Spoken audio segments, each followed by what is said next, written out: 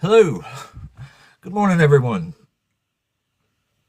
Having some sinus issues. Excuse me. Anyway, welcome in, welcome back, welcome to the kingdom of the ape. The apostate ape. That's me. As usual, if you are watching this on my YouTube channel, please consider subscribing to the channel, liking the video. It helps me out a lot. Oh, good Lord, there's people pouring in already. Anyway, please consider subscribing to the channel, liking the video and stuff. That really helps me out. Also, y'all know that the best friend of this channel is Dr. Joshua Bowen. He writes awesome books like this, where the brilliant brain of Dr. Joshua helps you and me learn ancient languages like Biblical Hebrew, and that's pretty fucking awesome. But even if you're not interested in learning another language, you can learn a whole lot of badass scholarship on the Old Testament that is geared explicitly toward making you and I well-informed lay people about how to combat apologetics. And that's what this channel is for. This is what we do here. We combat the ridiculous rise of this ridiculous Christian schmationalism to hopefully make the world a little bit better place, because we got mofos like Pete's Gedges, damned pastor up here telling the whole world in public, his rich-ass pastor, that we need to bring back slavery and such. And that will not stand. Not with me, anyhow. Or my friends, hopefully. Anyway, also, don't forget to set your calendars for October 23rd, 24th, and 25th, because the Rocket City Reason Conference is going down. That's right. It's going down in Huntsville, Alabama. The Rocket City, as they call it. And there's going to be some absolute titans of the deconstruction community there. And I mean a lot of them. And you don't want to miss it. You have to be there. It's going to be the greatest experience you ever had. So that's pretty cool. Man, sneezing my ass off earlier. Sorry. I'm trying to get my shit together. Oh, anyway, make sure you get your tickets for that at rocketcityreason.com, and y'all come hang out with us. If you like to travel, you got plenty of time to plan it still. It's not even that expensive. Ugh. Anyway, so make sure you're there, because it is going to be the time of times on the day of days, the 3 days of days, you know, those days. Oh my goodness. Oh, so sorry. My nose is fucking me up this morning. Making my eyes itch and shit. Oh my goodness. Yeah, that is true. Ain't that scary and nice? Oh, my eyes are itching shit. KC, good morning. Good morning, friend. How you doing? Doing all right. So I keep sneezing my ass off, even though I popped on my, what do you call it, Zyrtec? Yeah. Oh, good Lord. But I think I'll survive. It's seems to be calming down a bit. Allergies how are are you doing this morning? allergies are shit here, honestly. Yeah, and I get them really, really bad. If it wasn't for Zyrtec, I wouldn't even be able to operate for several weeks to a month out of the year or so in the springtime. Even with Zyrtec, it gets rough. Yeah. That stuff's pretty amazing, though. How are you this morning, though? Oh, I'm doing all right. It's a day off, finally. I have an alternate work schedule, so every other Friday I get off. I just work longer days the other days. Oh, that's cool. So, Well, that's cool to get at least one Friday off every other one. yep. Ain't too bad. Good morning, Mommy. Hey, Mama. Man, I wish my sinuses would calm down. That would be great. I'm so excited to see your mom again too in October. Oh, yeah, everybody loves her. She's pretty cool. She's all right. She ain't too bad for mommies. But anyway, let's get this day rolling. We are 5 minutes into the stream. And we are, as usual, looking for debates. And as usual, there's no respect demanded here. The only thing we demand is you are capable of having a conversation like a grown-ass adult. That's the only thing I asked. You say whatever you want up here. Just say it in the form of conversation, and not while myself or my co-host are talking at you. So that's all we ask. The one and only rule, except for, like, of course, TikTok banned language. Don't come up here with that. But other than that, it's pretty much a free speech platform, as I tout, even though I've broken my own standard a couple times. Blah. Oh, goodness.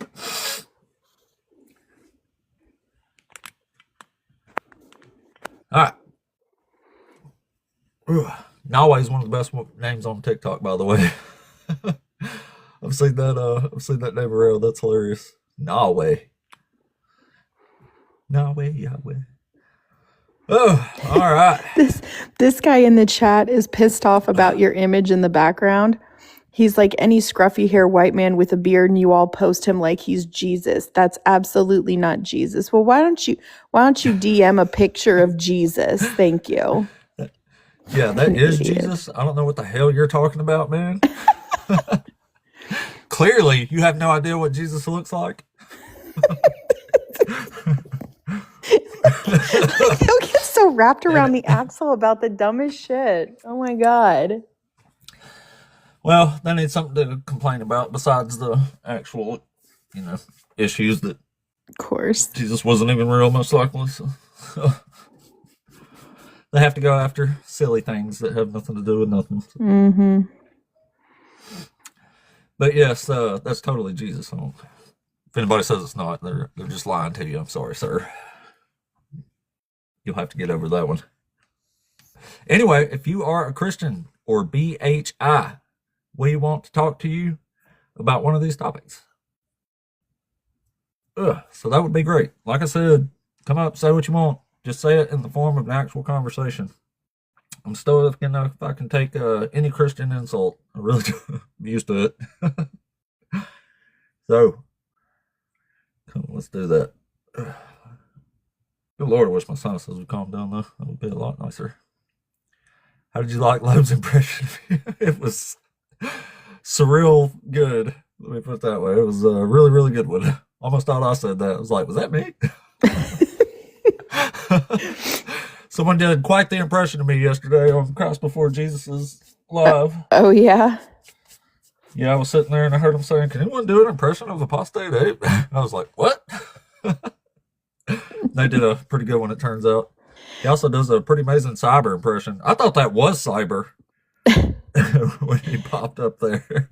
John said he loves when you get a new caller in and you ask them if they're over 18 and then you are like, are you one of them that are Christians? It's the country.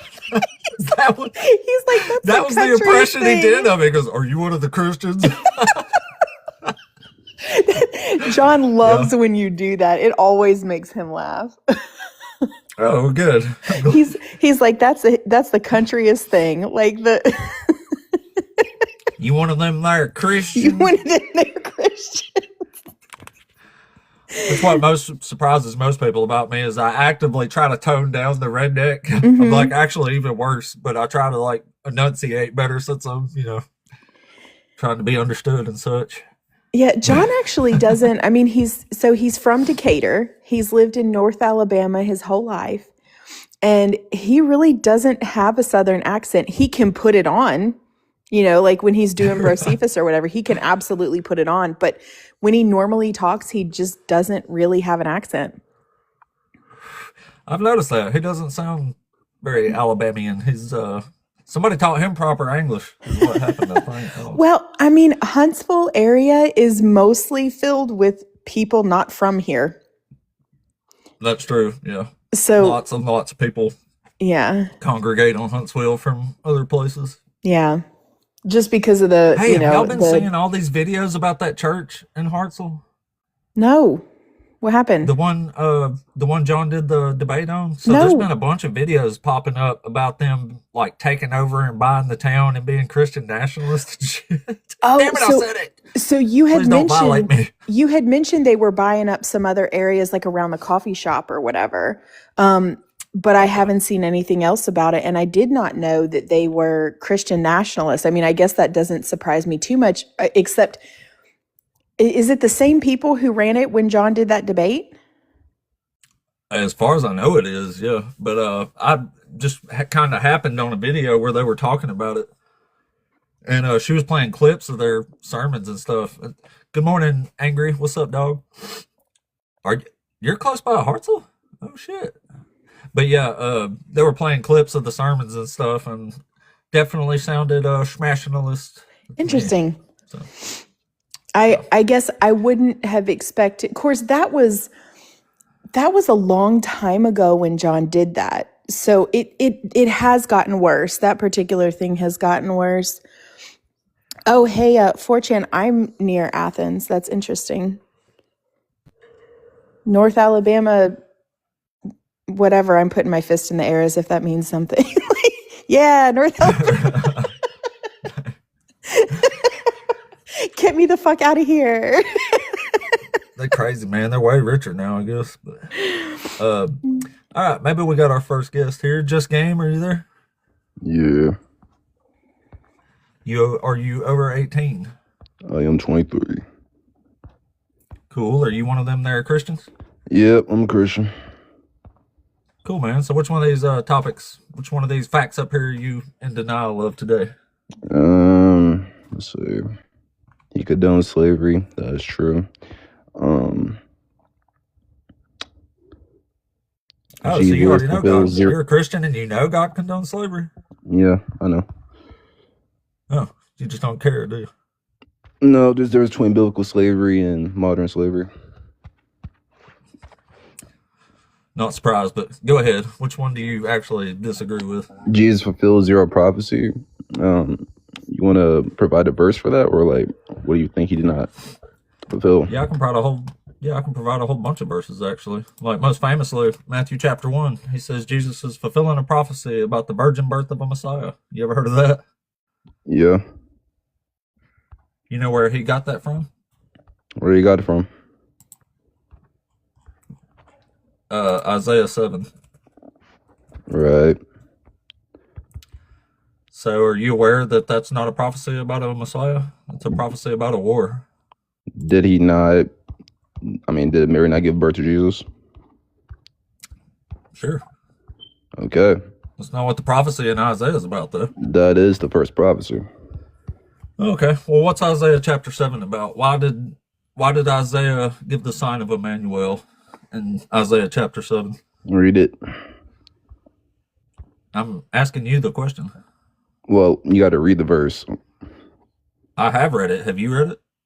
Just read it right now so I can give you the answer. I'm not really familiar right now.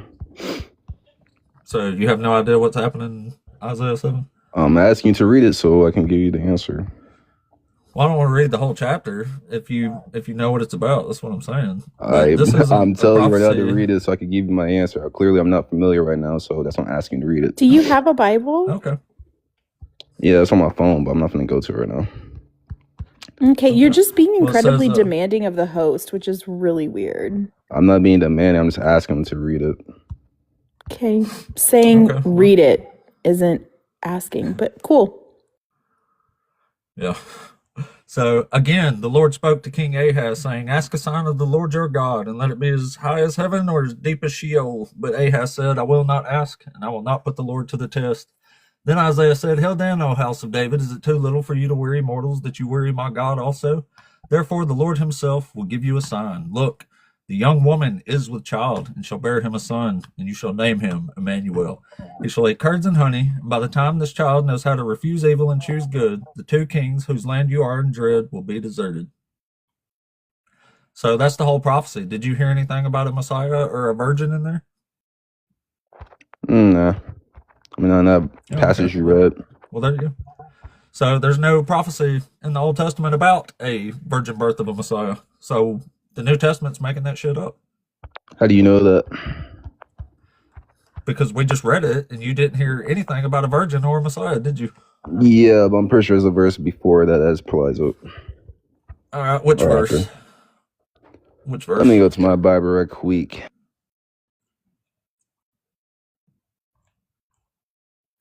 Funny how they never know what it's about, yet they know that the verse before that mentions it. You know, oh no, he had to go open his Bible. He had to do some work, make some effort to have a conversation. Poor guy. It's cool. It's cool. It's all right. He's gonna come back and show us where it says Messiah or Virgin or anything of the sort. So Of course he is. yeah, it'll be great. I'm on the edge of my seat. Ugh. My goodness, I wish my sinuses had calmed down. My eyes are itching like crazy. Maybe the Lord's punishing me. For being a damn heathen. Yeah. All right. For not being down with Isaiah slavery and going against 7:14. God. The context is given to the king that God's with us. That's the context. Yeah, I know. It's the context isn't anything to do with the Messiah or virgin birth. But who is Jesus? Is Jesus not God? No. Okay, that's your problem.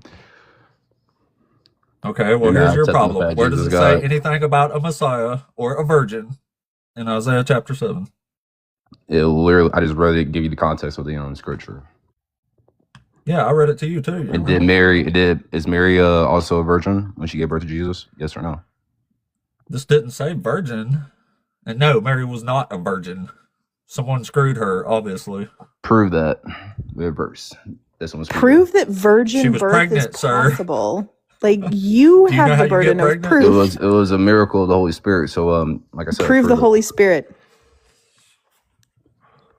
You have the burden of proof here, this sir. is about the prophecy. I want to know in context how this is a prophecy about the virgin birth of a Messiah when it has nothing to do with either. This is a prophecy to King Ahaz about the Assyrian invasion into Judah. Yeah, and the context was that God's with us. The king was given the message. Oh, so you're saying the prophecy, the point of the prophecy wasn't about a virgin birth of a Messiah. It was about God No, being it with is. us. The point is God was coming, coming forward. Coming, Mary? What? My point was like God is like he's with us, so he's going to be here again, which was Jesus. Oh, okay. Well, then there's not a prophecy. The prophecy makes no difference to the virgin birth of Messiah. If that's my not the brother. context. Mary gave birth to Jesus, and she was the virgin birth. So where's the prophecy? You just read it. Yeah. So God told them that God will be with them during the Assyrian invasion into Judah. What does that have to who do is with Jesus? Is Jesus okay? Jesus is God. So what makes the difference here? That this isn't a prophecy about the virgin birth of a Messiah. Oh my God. That's why remember when we started, I asked you if that's what this is about, and you said yeah, and then I said, well, what's the problem is you're not accepting idea. the word. You're not accepting the word of God. That's the problem right The here. word Okay, doesn't well, where say is it. the word Messiah in here?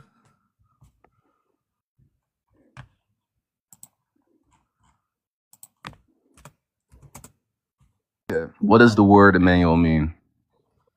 It means God is with us. Okay, perfect. So, what does that mean? So God was never with anybody before Jesus came around? No, he was always with us. Again. Oh, okay. Well, then what does it got to do with Jesus if God was already with you? Jesus anyway? is God. That's the point. I think we're done here. It's not the point of Isaiah 7. That is the point, but like I said, no, the point of Isaiah 7 is God is with them during the Assyrian invasion into Judah. This has nothing to do with the Messiah like Jesus coming. This isn't an airport. Do you care about context at all? This isn't an airport. You don't have to announce your departure. If you want to leave, you can fucking drop yourself down. Yeah, all right, buddy. Yeah, I'd run too if I was you. Slavery loving assholes. My God, what was wrong with him? Like, was it just me? Like, wasn't he like demanding and rude as hell? Yeah, I'm used to that. Honestly, I don't even think about it in terms of being like, I'm just used to him being rude to me. I don't really care, to be honest with you. But yeah, you're right. It's just so unnecessary. Like, read it. Well, what? I thought it was going to be a troll at first, just based on the way he answered the question. Okay. All right. Well, oh, let's see here. Who is next? We got a few in the queue. Was it? I think Lee was next, then Jon Snow. Yes, just Starro Ape is going to Rocket City Reason. Yes. How you I doing, am. sir? Hello, Lee. How are you? I'm well. Good. Are you over 18? Yes, sir. I'm 50. 50 plus. Awesome. Are you one of the Christians? I just want to offer you information if you don't mind, please. Are you a Christian though? No, sir. The Oh, okay. last person you spoke to said something. Yeah, well, sorry, man. We're just looking to talk to Christians, man. Let us know in the comments what your thoughts are there, but we're going to move on. We got a bunch of people in the queue, so we got to get some debates going, man. We're trying to win souls for humanity over here. Let's see. Who was next? Who did I say? Did I say Jon Snow was next or Lauren? I can't even remember now. Good Lord, I'm horrible. Let's try John. I think John was the next one. Hi, John. Are you there? Yeah, man, how you doing? Hey, listen, I'm on your side actually, so you can kick me. But there's these quotes about servitude, and I was just recently at someone's house that was defending Oh, thanks for slavery in coming a up, way, Lee. and they were like, in the Yeah, I Bible kick it you. says servitude. Bless them. I'm sorry, y'all. I feel like an asshole every time I do that, but it's we're just accepting oppositions for the moment. We're trying to keep the stage open so we can keep the debates going. All right. Maybe that wasn't a real one there, I guess. Let's see.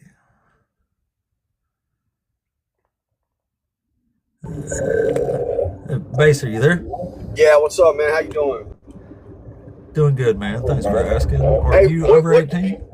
Yeah, I'm 47. Hey, what's your Cool. faith, Are you bro? one of the Christians? Yeah, I'm a Christian, but what's your faith? I don't have a faith. I'm an atheist. You're an atheist, yeah. So you believe in Yeah, like yeah. science, you believe in science and shit? Yeah, I believe in science. Yeah. Yeah, yeah. All right, yeah. I Yeah, it don't works want pretty to. good because, we're talking on a phone right now. It worked out pretty well for science. So, yeah, I believe in Yeah, it. yeah. I mean, I agree. Science is great, man. But you know, praise God for inventing science, bro. You know what I'm saying? God Praise didn't God invent for inventing science. slavery. Do you like slavery? Yeah. Which God invented slavery, bro? You're God. Which God is that? How do you know who my God is? Didn't you say you're a Christian? Yeah, but define my God. Yahweh? That's one of his names. Oh, define him, you said. My Yeah, bad. because God if you truly have, God is the bro, God listen, let of me ask you slavery something. and war. How about that? If you truly have understanding about my God, if you truly have understanding, then you would know how he created the world and all this stuff. Slavery and Do you have understanding? yeah. Well, tell me how the world was created, bro. Um, accretion disk theory. No, I'm asking you.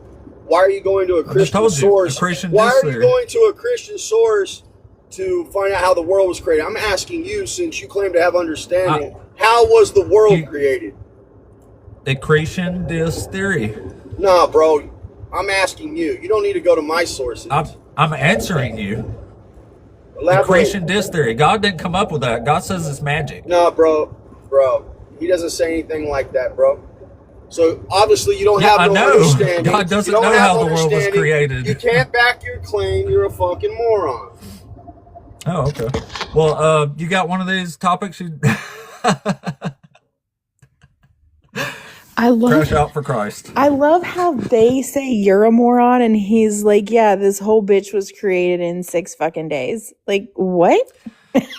He had never heard the term accretion disk theory. Do you Well, think? well, also like, He didn't even know what I was saying. well, and also the idea that like the when people talk about believing in science, that's not how science works. Science is a process and it's accepted. I accept science and certain theories because there's evidence to support them. Like you just believe whatever's written in your stupid book. And you've never heard of accretion disk theory, obviously. Poor guy. Yikes. Oh, I thought those facts was friendly there. All right, let's see. Gotta get a good conversation in here, y'all. For goodness sake. Hey, Rebel, are you there? Hello, Rebel. Oh, oh, he's gone. All right. Well, the old algorithm's showing me it's moving pretty good, but the box is empty at the moment. Man. All right. Well, we need a good actual conversation in here. Not these fools crashing out.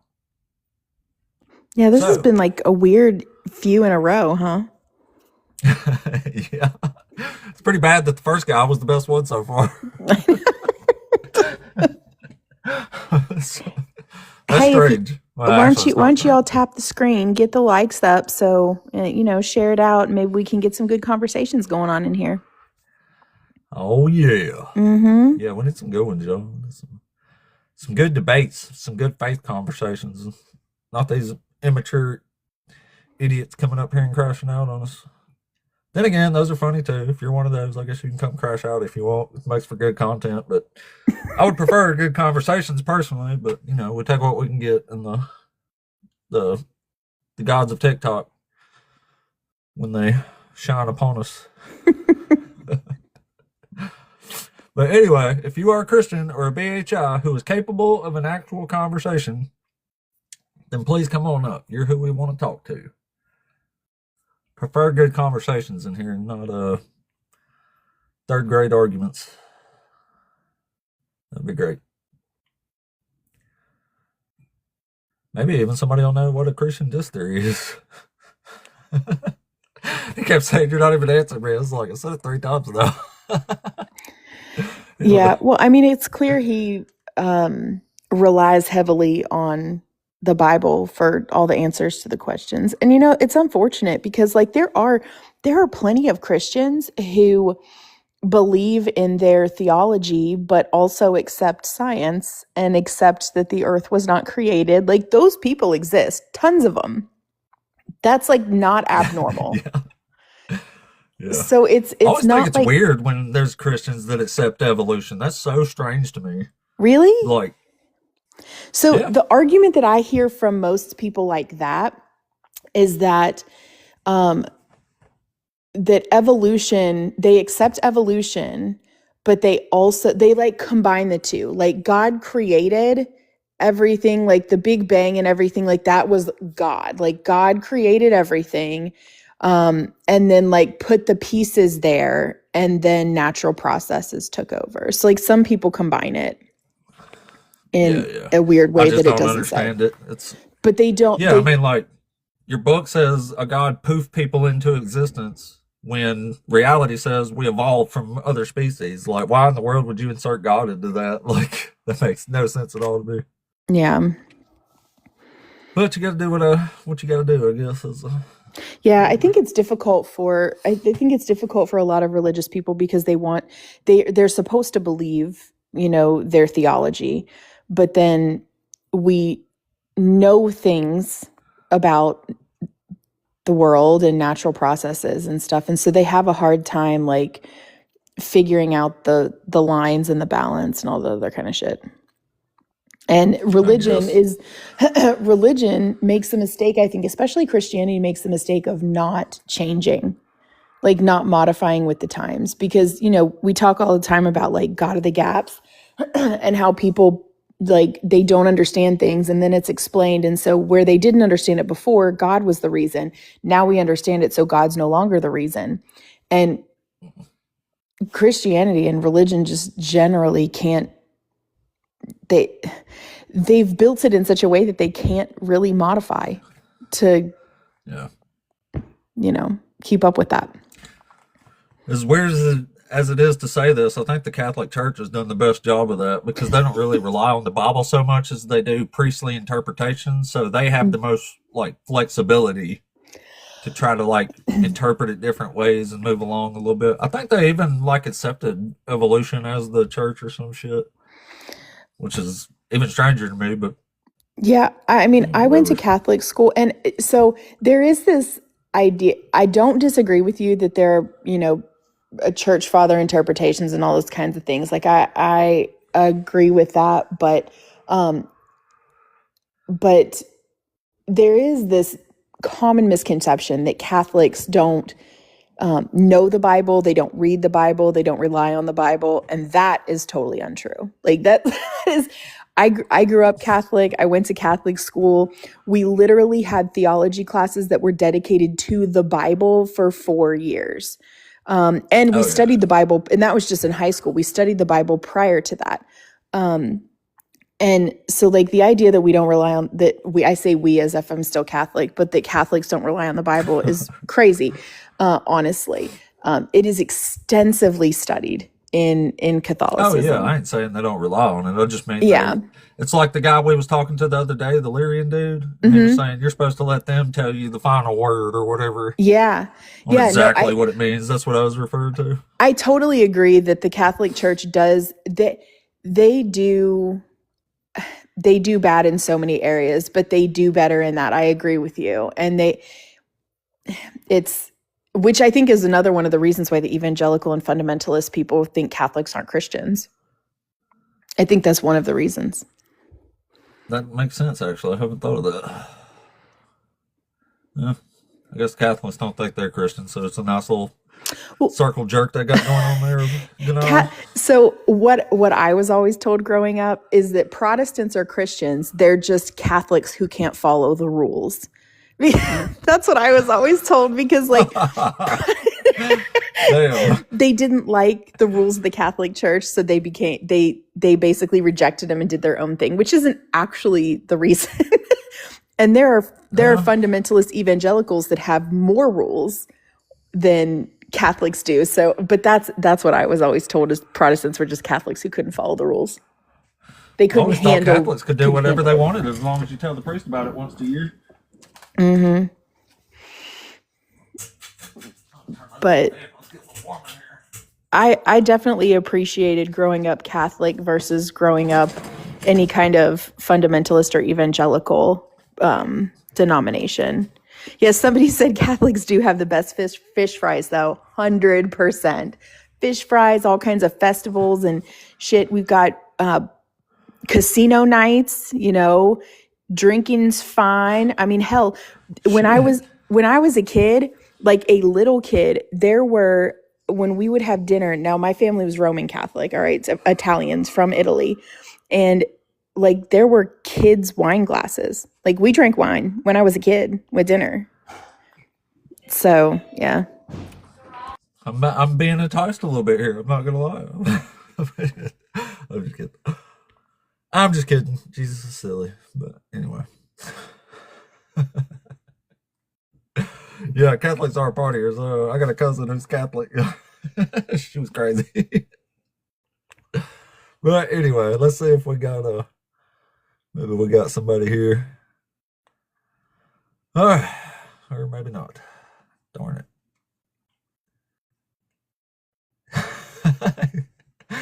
Yep, we loading up on the atheist nonsense this morning, Dr. Josh. Are you praising the Raptor Lord, who is not good with slavery, by the way, unlike the first guest we had today.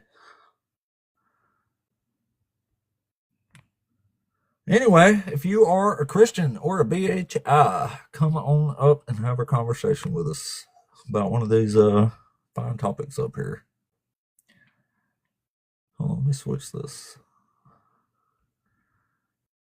Move it back around. Oh, look at that Jesus. He's pretty. Yeah, he's even wider than the other one, I think. I know. And he's all glowy and stuff. Yeah, he's got those. Yeah. Look, I'm Thomas. My goodness. Oh, don't laugh at that, y'all. That was immature. Stop it. And blasphemous, also. Anyway, I don't know what's happening. The algorithm's actually moving pretty damn hard. Like it's favoring me pretty good again, as far as numbers go. Did you want to test and see if dropping me helps get calls in? I don't know if that. I've heard various different things. Yeah, that's a good idea. Let's try that. Yeah, sure. That's a Just good drop me idea. down. If you want me to come back up at any point, you just invite me back up. Oh, we'll do. Hell yeah. Where's it at? Yeah, let's see if this does anything. If not, we'll try a reset here in a little bit if we don't get anybody. Reset usually fixes these things, but the algorithm's actually moving really hard. Been on 35 minutes, and there's well over 800 people that's came through so far, so they're putting me out there again, at least. Oh, wait, you know what? Let's go back to this. We'll try and see if... I don't know if dropping the code. Of course, somebody request up immediately. But okay. Oh, shit. All right, I think we got, what's that say, McNeil? And Hello. hey, buddy, are you over 18? I'm both of those things, Christian and Hebrew Israelite. Oh, cool. We haven't had a Hebrew Israelite in a little while. That's neat. So which one of these topics do you disagree with up here? All of them. All of them. All Which of one do them. you disagree I don't with? believe. I don't believe God is evil. I don't believe God is unjust. I don't believe he condones slavery. But when you talk about Jesus fulfills 0 prophecies, well, first of all, his name is not Jesus. His name is Yeshua. Because there was no letter J, so he wouldn't have that name at all. So It's just Yeshua, a translation, but yeah.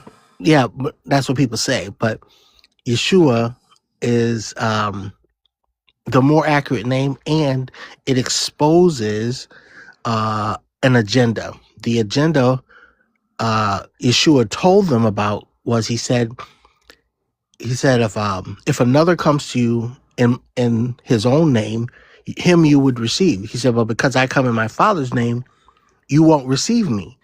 So that right there is a prophecy that has come true, because it's come true because by changing his name, changing his color, changing all these things about him that make him him, everything else that they teach is a lie on top of a lie. Okay. Just a second before we continue there. Let me ask. Actually, I think that's.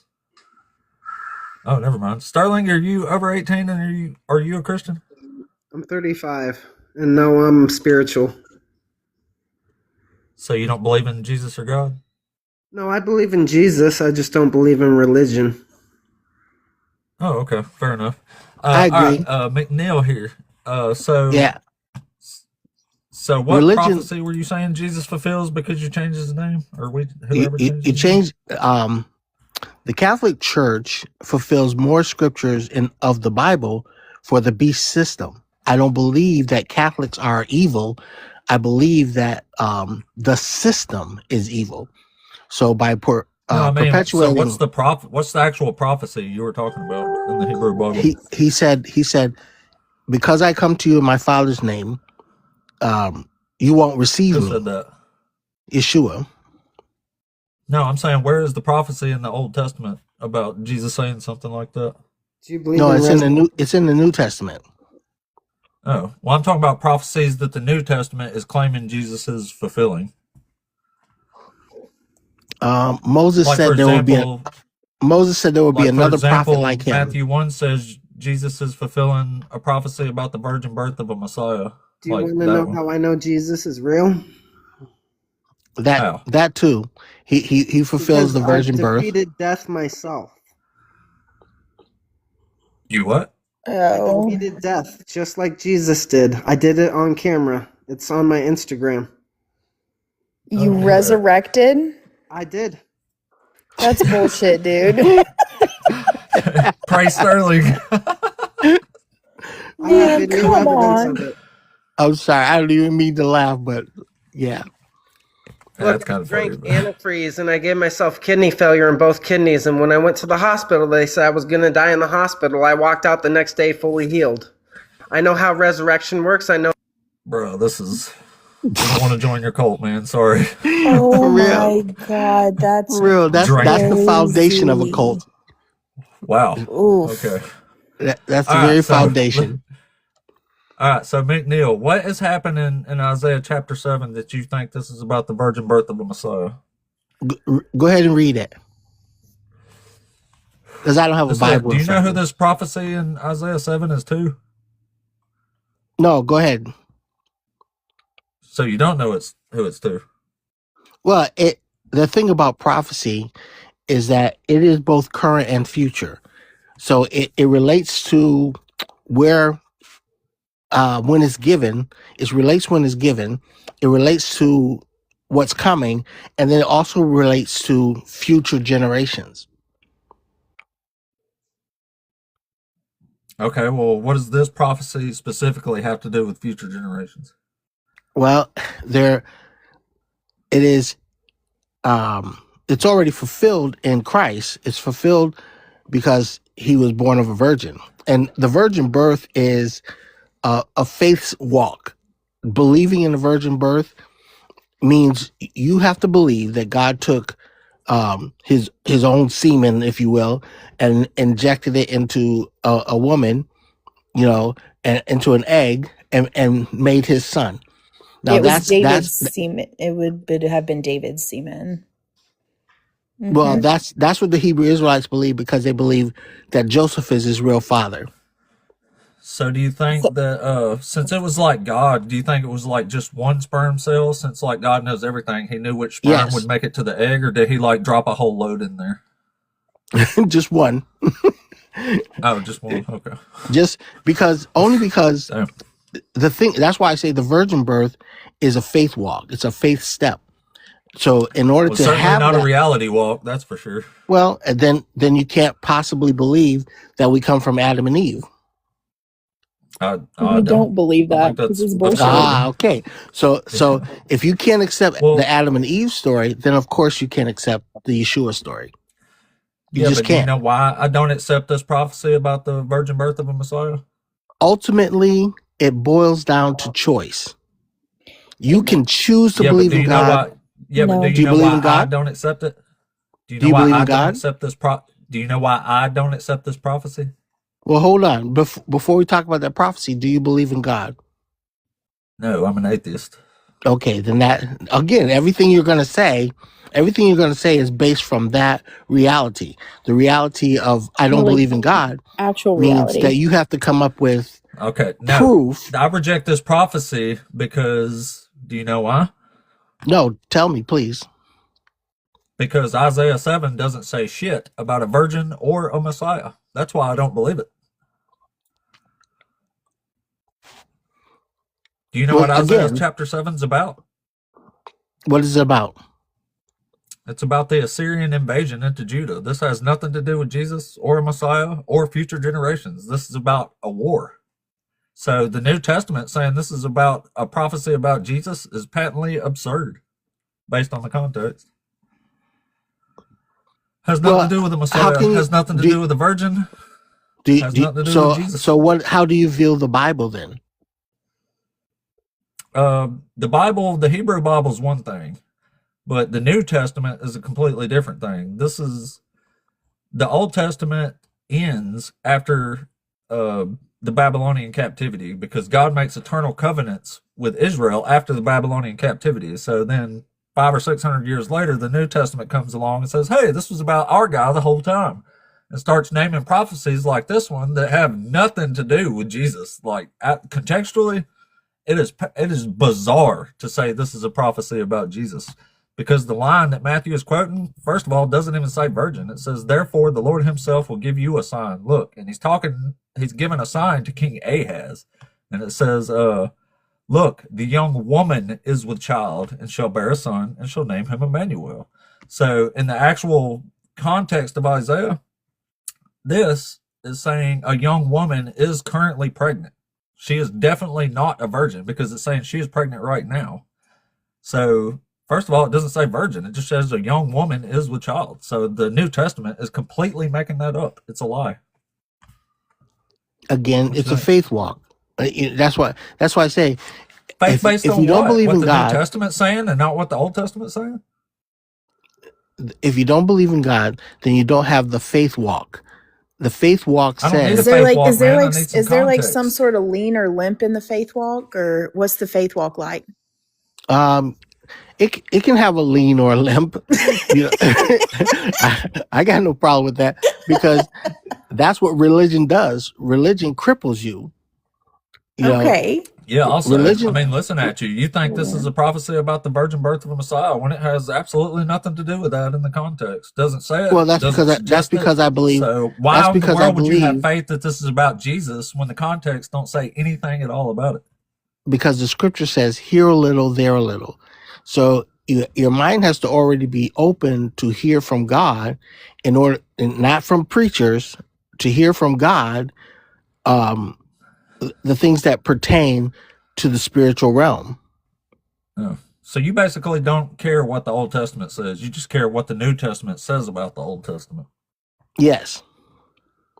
Oh, okay. Well, I mean, that's just dumb, man. Well, that's fair. That's fair. Well, I believe. well, I like your the attitude. New Testament McNeil. is making shit up, and you're saying you believe it anyway. Like, Yes. it's weird. That's what faith Yeah. is. Faith is weird. You know, faith Faith means, is believing nonsense that's obviously made up. well, if there's no God,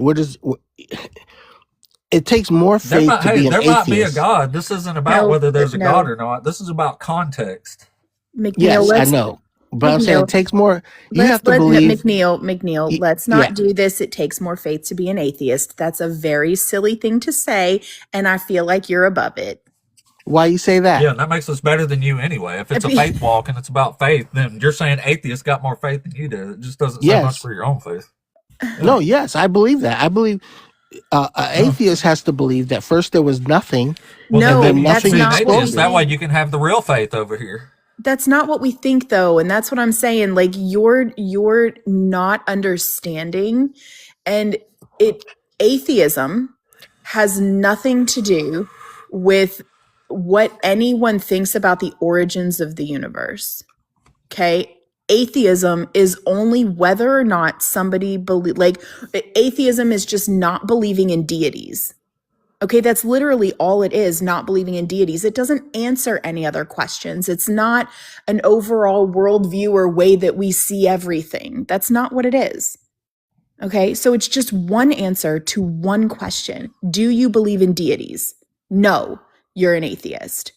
Everything else is something else. Not to Again, mention, that I'm not it even takes arguing it here takes as a an lot of it atheist. takes I'm faith to arguing from believe. the context of the It takes book, faith of the to believe religion. there's This no has nothing to do deities. with being an atheist. No, it doesn't. No, It don't. does. It don't. There's plenty of proof for the existence of deities in Provide it, every please. culture. Provide proof, please, because that's the problem. Yeah, Is there's no evidence yeah, of if it. you can prove it. That's right. Yeah, if you can The prove it, we'll proof change right is the now. belief. The belief is the proof. In other That's words, bullshit, man. That people are is willing to give bullshit. their lives and No, die for people die deities. for bullshit. People die. Look, what about all the motherfuckers that died drinking the Kool-Aid for bullshit? Absolutely true. People die for bullshit. So you That's right. cannot distinguish between your bullshit and their bullshit. You He said that's can, right. but that's a revelation. If that's not revealed to you, you're never gonna get it. You're never gonna get it. So it's God's fault that we're atheists because he hasn't revealed it to us. Yes. Cool. I don't Okay. know. Awesome. Yes. You know, and the thing is, you don't need religion. You don't need that. No, because nobody needs that. no, but Well, how come but you got God faith has in the New established Testament, but not the himself. Old? Hold on a second. Go We're ahead. getting off on the atheist. I'm not even arguing like an atheist. I'm arguing from the book, from the text here. So why do you have faith that the New Testament is true, but completely disregard what everything God's saying in the Old Testament? I don't disregard what happened in the Old Testament. Yes, you I do. I asked compare you the. earlier. I said, do you not care what this says? And you said no. I don't care what that particular scripture says, because that particular Oh, scripture can you show us has an actual multiple prophecy then that you do believe in, since you don't has care about Isaiah multiple 7? meanings. It has multiple No, it only meanings. has one meaning. Some of those multiple meanings in the in the natural, you can apply those scriptures to the natural and say this is what it means. And I agree with that. You know, but to say that it only means that in that situation, is a lack of faith. Well, then I just have a lack of faith, but I have Yeah, all the yeah, context on and my that's where I side. would You have agree. zero. Okay. That's all that is. And like I Well, said, do you understand that just telling us that we should have faith is a ridiculous thing to say when we're trying to no, understand the I'm not. context too? I'm not saying you should have faith. I'm saying you need to have faith in order to understand it completely.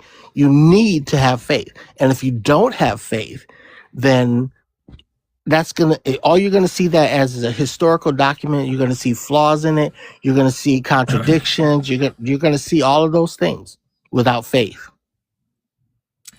Well, it's hard to place faith in something when I'm reading the context of the story and you're completely disregarding everything God's saying. So, like, what are you telling me to have faith in exactly? In the deities that you don't That believe this in. isn't a lie? Like, what are we talking about? We're talking about deities. So since you don't believe in deities, you're not open to faith. Yeah. Okay. Well, I would probably still be a Christian if any of this book actually made sense, but the New Testament is completely lying about the Old Testament. So why in the world would I have faith in lies? I'm so sorry. Just a minute ago, you said we have more faith than you, and just now you said we're not open to faith. I'm having a hard time keeping up, McNeil. Well, we use the word faith in different ways. Sometimes faith means a religion, and sometimes faith is just the evidence of the unseen. So when we're using it as a part of religion, I can see why we would reject that. But when you see it as something for the unseen, that's a choice. You can choose to believe it or not. And whether you choose to believe it or not, it's still true, but you just can't prove it. Except it's lies. Well, that's, again, a choice. The bottom line is you choose to believe it's a lie. It's a lie. Why in the world would we have put faith in a lie that we know is a lie? That's the craziest thing because I've ever heard. There's a lot of things that exist that have nothing to do with science even. It just doesn't make sense. But we just accept it as that's God. So the atheist has to come up with an answer. The believer just accepts it as that's God. Magic. Dr. Josh, what would you like to and that's what they used to say. It was just magic. Yeah, McNeil, can I ask you a question? Go for it. You mentioned something earlier, and I've heard it a number of times, and I'm really just curious. So you made a big point about saying that Jesus is like an improper name, and you use something else. Yeah, he's an icon. Right, and you pronounced it how? Yeshua. Okay. So why is that important to you that people not use, like the English transliteration, like the way that it's rendered in English, and yet or instead use, Hebrew. Like the right? Why is that important to you in that case? What's really interesting is that your name is Joshua, which would translate as Yeshua. Repeat your question. Yeah, I mean, it just seemed like you said no, don't say Jesus, say Yeshua, and then you went on to quote something from the New Testament in English. Yes, I quoted what Yeshua said. Yeshua said, "I come to you in my Father's name." So Yeshua, he didn't say that. What did he say? Well, they're English. He wasn't speaking English. Right, but what would he say? Right. Well, that's what I'm saying. Why is it a big deal for you to make sure that we pronounce the Greek word that's being the Hebrew word that's being brought into Greek is Yesu? Why is it important to you that we say? I understand your question. Okay, it's important because in translations there's a rule, and the rule is when you translate, you don't change names. So if your name is Joshua, if your name is Joshua in Hebrew, it would be Joshua in English. Yeah, but So my name isn't Joshua in Hebrew. no, what is it in Hebrew? It's Yehoshua. Right. So Right. so What? But so that when you say Yahushua, you're talking about a black man in Judaism. I'm not. No, you are I'm because not. that's his name. Okay. Well, Judaism wasn't a thing. No, You not know, I don't mean in I don't Iron mean One. Judaism. I would actually say he was a Hebrew Israelite. Okay. No, Okay. Judaism is a religion. Okay. Focus with me for a second. Why is it? Are you just saying that it's important for us to focus on some specific aspect of this name, that there's implications with it or something, um, and that you can say all the other stuff in English and that's fine? Yes, there's Okay. implications with Jesus because Jesus is blind guy, blind man with white skin, blue eyes. That picture that's on the screen right now, that's what people imagine Yeshua looks like, and that's not even close to what he looks Sure. like. It's a silly notion. Exactly. Yeah. So he doesn't look anything like that. So when you say Jesus, that's the image that comes to your mind. So that tells you that there was an agenda from the beginning. I see. So you're doing that for rhetorical reasons.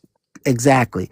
I see. It's not meant to I can use Jesus or Yeshua interchangeably and know what I'm talking about. But when I'm talking to other people, they don't know what I'm talking about unless I make a distinction. Right. But I mean, like, at that stage, I don't know that, like, bringing up that there wasn't a J in the language. I mean, that's sort of moot, whether there Yeah, was a J. it's a low priority truth. It's a low priority truth but if you know who Yeshua is, then you know who he is. You can call him Jesus or whatever. Just like if you have a I see. relationship with someone, you can call him buddy or pal or a I nickname, gotcha. Pookie or Ray Ray. But like but you're not like, if somebody says Isaiah, you're not like, hey, that's Yeshayahu. You know, Right, you're not. I right, gotcha. correct, I gotcha. Okay, that makes sense. correct. It, Thank you. it's a telltale sign. Just like when if you're a lawyer, there's certain words you'll use that say I'm a lawyer. If you're a police officer, you'll make comments that will suggest you're a police officer. So there's a language that's attached to everything. That makes sense. What you're saying Yeah. makes sense. I Okay, appreciate it. thank you. And you're just saying that's with names, right? Nothing else. Yeah, that's just with names. Okay. But So you don't call again, them like slaves. it also goes with scripture in the sense that most people worship the Bible as if it's God, when it's just a book that lists history and things. And if you study it, you get knowledge of God that you don't even know you're getting. And you get that Yeah, knowledge. that's not and even then in there according to you. It's completely Right, divorced exactly. from the context. Yeah. Exactly. Yeah, exactly. So most of the people who believe the things in the Bible believe them for their own reasons. They believe them for their testimony. So because of their testimony, that's the proof of the theological groundwork for religion. So your Same thing emotions with the prove New it. Testament. What's that? So your emotions prove it. And that's religion. Yes, your emotions prove it. If you don't We feel some absolutely kind of agree. passionate connection, if you don't feel some kind of passionate connection to a deity, then you can't see the revelations that people keep getting from the book.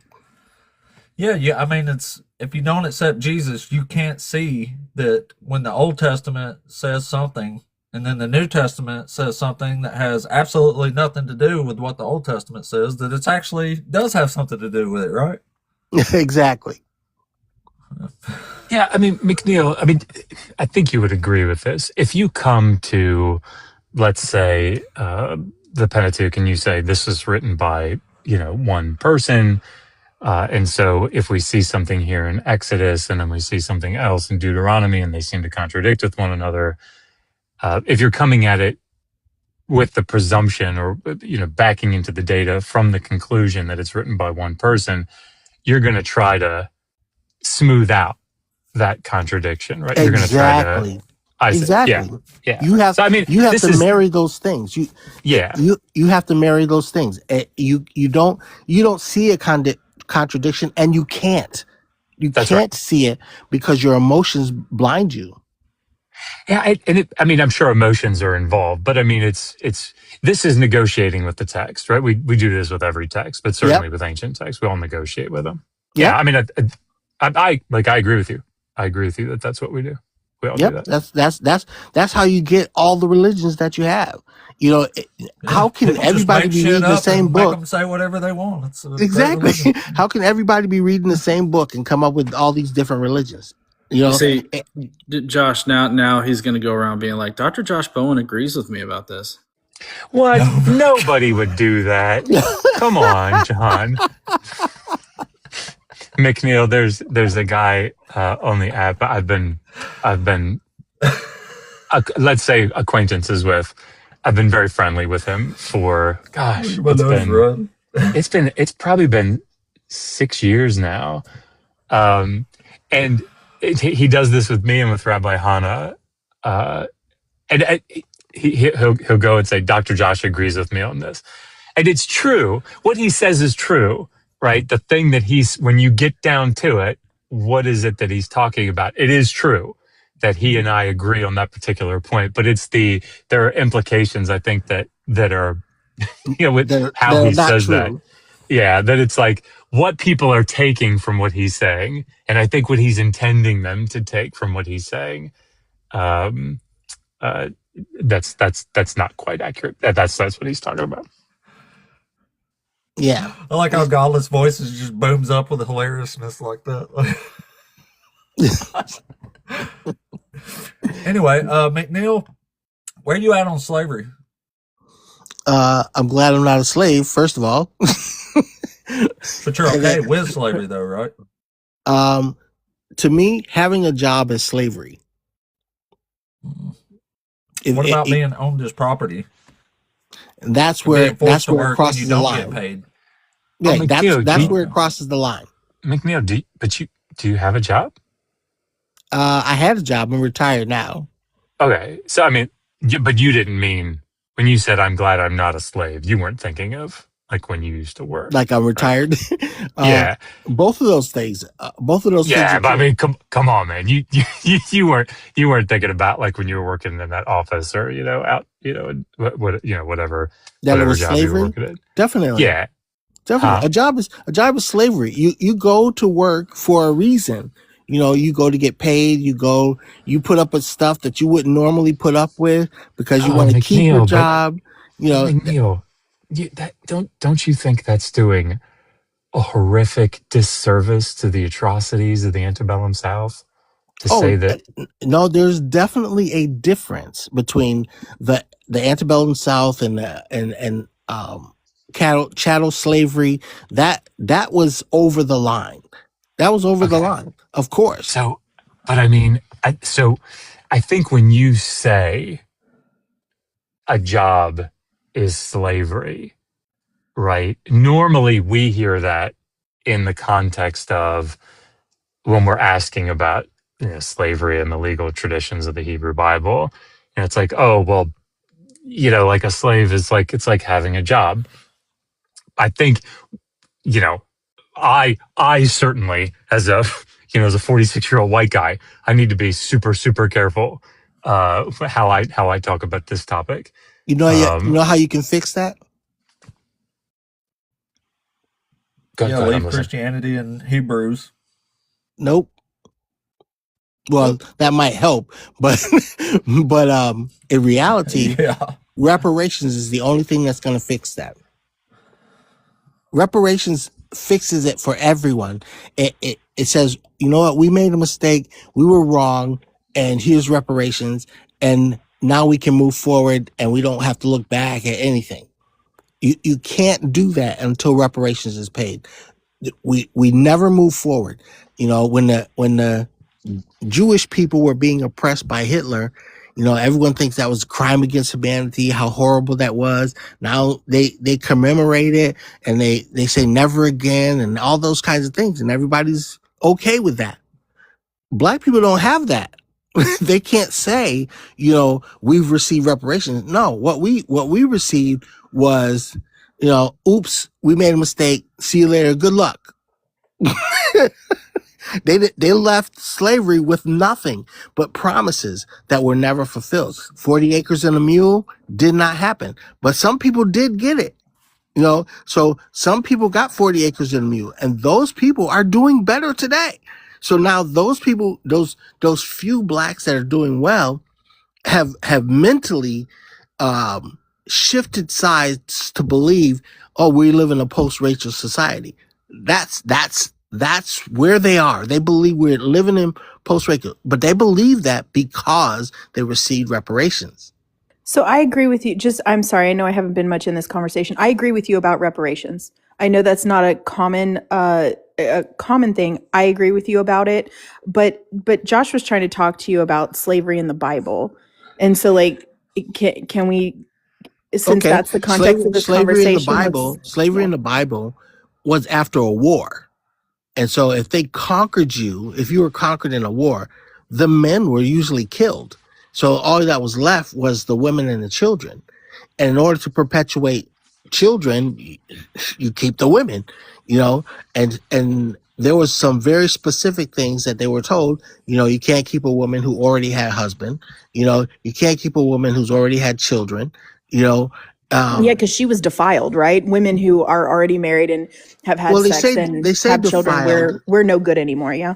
Well, they say defiled, but in reality, what it means is she's still going to be loyal to her husband that she loved. So even she's never going to love you like she loved him, and you killed him. She's going to be looking for an opportunity to kill you. You have an interesting concept of marriage in that time, because women were sold to their spouses. The people at this time, I'm not saying love didn't exist. I'm not going to say that. But what we do know is that people weren't married for love. That's not how that worked then. Well, you're right about that in the sense that, because they tell the story of Jacob and his 4 wives.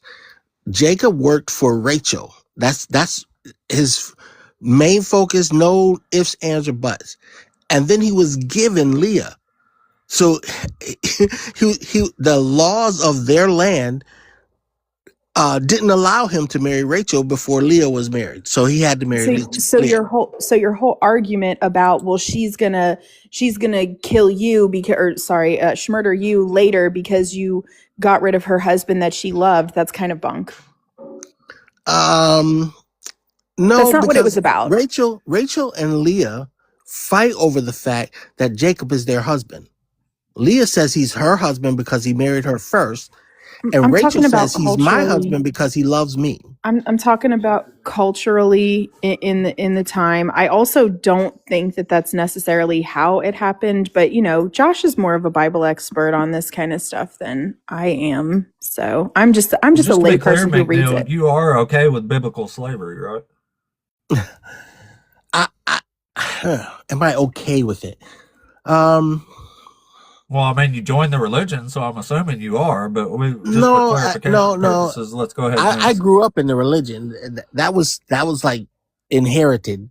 My grandmother was Baptist. My mom was Pentecostal.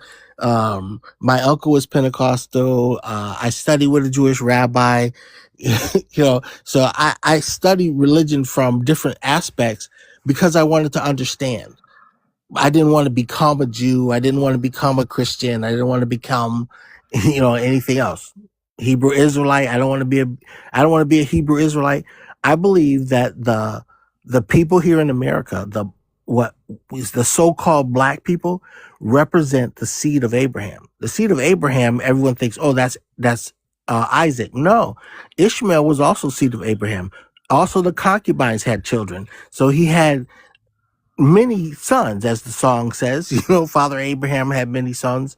I am one of them, and so are you. That's what it means. It means that his children are blessed because of who their father is. And God uses that to teach us that all the children belong to him, whether they believe in him or not. He made you. You Even the wouldn't be ones he breathing in hates, and out. right? What? Even the ones he hates, right? Even the ones he hates. What I would say about people that God hates, the people that God hates are paper plates. The paper plate. That's kind of a weird thing to say. McNeil, can I ask one question real quick? Sure. Would you agree that it's not one man, one woman, like marriage? I would agree that you're allowed to have multiple wives. Yes, All right. Do you think you should be able to have multiple wives? I do. Okay. What about concubines? Do you think you should be able to enslave women for sexual purposes? Again, it's allowed. That doesn't mean it's right. Well, so It's the allowed omnibenevolent. Why did the omnibenevolent God allow sexual slavery in that kind of way? because he knew what we were like. So He he's remembers. constrained. He remembers our frame. He remembers that we are dust.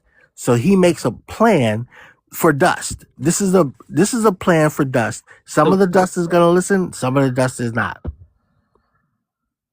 So God is constrained by man's will. Is that By his own law. He gives man dominion in this realm where we live. So we have dominion. We can do a lot of things. And he allows it because it doesn't interfere with his plan of salvation. The true plan of salvation, not the religious plan. You know, the true plan of salvation, once Adam and Eve sinned, everybody dies. we're all dead. There's no children going to be born from them because they're dead. If Eve except for that one jellyfish, right? jellyfish, Yeah, there's a jellyfish that's basically immortal. Except for that one. I'm just saying. Some kind of I'll crab give and you a that. lobster too. I don't know anything about jellyfish, but yeah. Yeah. McNeil, I wonder, I'll be honest, I wonder if you would hold this position about, like,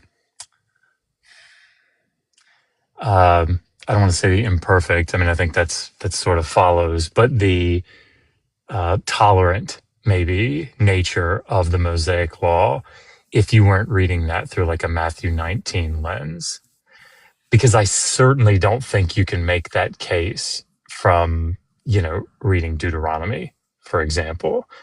The editors of Deuteronomy are very, very clear. Very clear. That the law, this law that is set before them this day, it's not too far off. Like, somebody doesn't have to go off and get it so they could teach it. It is perfect, and they are held accountable to it. And it would be difficult to build a case from, like, reading the Psalms that the law is anything but God's perfect law, right? So this idea that God is allowing something because he knows that people are imperfect. It really wasn't something that he wanted, but he's like biding his time or working with them. I think that's a very New Testament-y idea. Well, if it's an Old Testament idea, then if God was that strict and everything was perfect, then every time somebody sinned, they would drop dead. I don't think that's the case, though. Not according to the law. What's the wages of sin? Well, that's a very Romans-y, New Testament-y idea. That's not a Hebrew Bible concept. Well, in the Old Testament, it's cut off from his people. So cut off from his people doesn't mean cut off from being an Israelite. It means cut off from being certainly not always. Like, so for example, doing something that was wrong did not always, under the law, end up with unalivement. Well, what about the man who was picking up sticks? He was picking up sticks. That's how critical is that? So Well, he's picking up sticks on the Sabbath, right? To Yahweh, that was huge. That's right. But you don't read that happening afterwards. People break the Sabbath all the time. They don't drop dead. They don't stone them. Right. I think you're. God. Yeah, exactly. I think so. There's a couple of things here that I think are problematic. One, I think there's an assumption of univocality through the text that I don't think is tenable, right? But certainly, when we're looking at the law itself doesn't give us any hint that, okay, I'm going to allow this thing that I know is immoral to go on, Of right? course he does. Of course it Where does. Every the law is our tutor. It's there to teach you're us things. bringing Galatians into that, I know, but I even right? But before you hear me. Galatians, even You before hear me, right? Like before yes, absolutely. No, I hear you. I'm saying but I don't even know that you before do, because you Galatians keep was written, the You establishment keep of that going, truth. McNeil. Yes. If you hear me, Yep. you wouldn't be going to the New Testament to give me examples. Or put it this way: if you hadn't told me it was in Galatians, I would still believe this. I don't So know what that means. it means that from reading the Old Testament, I can see the things that somebody else wrote. So nobody taught me that. I already believed. I believed that the Hebrew Israelites were black long before anyone ever told me. Long before anything. I read the text and just said these people can't be white. And Right, then when Cecil B. DeMille did but his stay with me, movie. Mitch.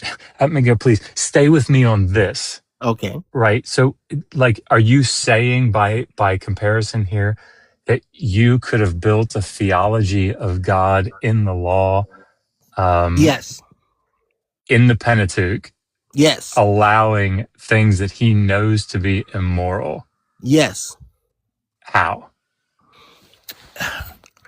There's in the very beginning, it says that God made Adam and Eve. So there's only one man, one woman.